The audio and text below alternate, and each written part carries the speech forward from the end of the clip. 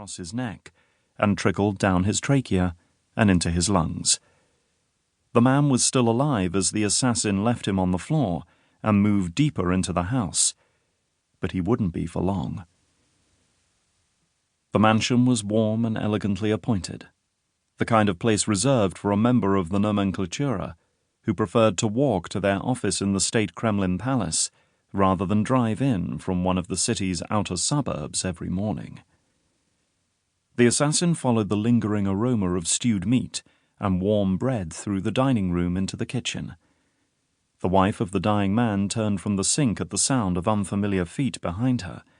Unlike her husband, she managed to let out a deep, loud, and terrified scream before the bloody blade plunged into her stomach and the china plate she'd been washing smashed on the floor.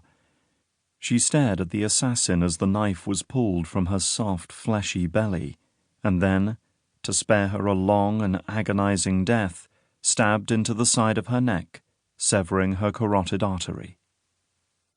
Her body slumped down onto the floor, a spray of red smearing the grey marble of the counter.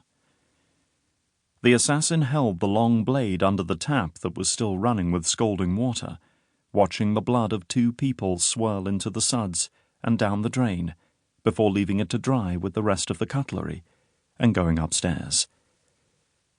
In the first bedroom was a large bed and an empty crib. In the next one, the assassin found the crib's occupant, a 6-month-old girl held in the arms of her 8-year-old brother. The baby was silent, contentedly wriggling in her sibling's arms, unaware of the tragedy that was befalling her family. The boy was doing his best to hide how scared he was, but the assassin could see the tears on his cheeks and the damp stain that ran down the leg of his pajamas. There was nowhere the boy and his sister could run, no nook or cupboard they could hide in. The assassin stepped into the room, causing the floorboards to creak, and the boy to whimper.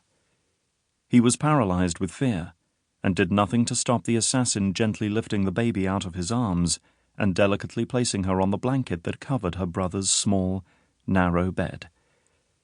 He also didn't move when his own head was cradled for a moment, before the swift, sharp twist that snapped his neck. The baby could have been left to live, but those weren't the assassin's orders, so the gloved fingers tucked the girl under her brother's blanket and held the edge of it over her mouth and nose until she stopped wriggling. Then the heavy boots walked downstairs, past the body of the father whose blood had started to stain the hall rug, and back out into the cold night.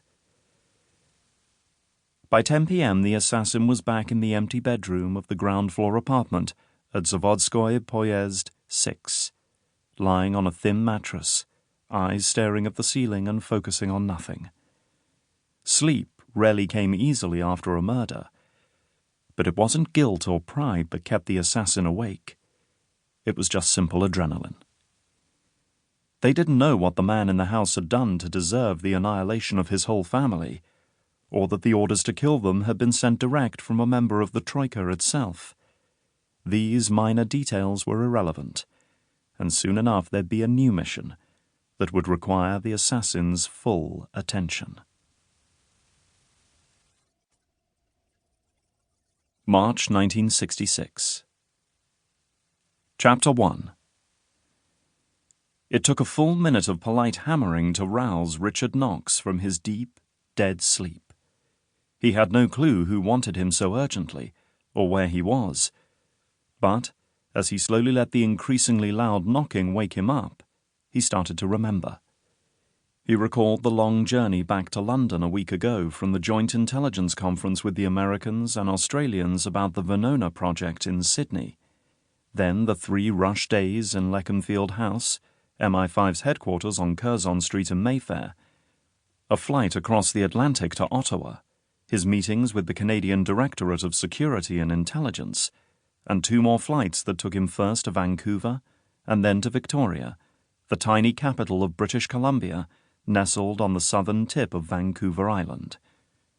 "Okay, I'm coming," he shouted at the door as he rolled across the expansive bed he'd been lying on, face down and fully clothed.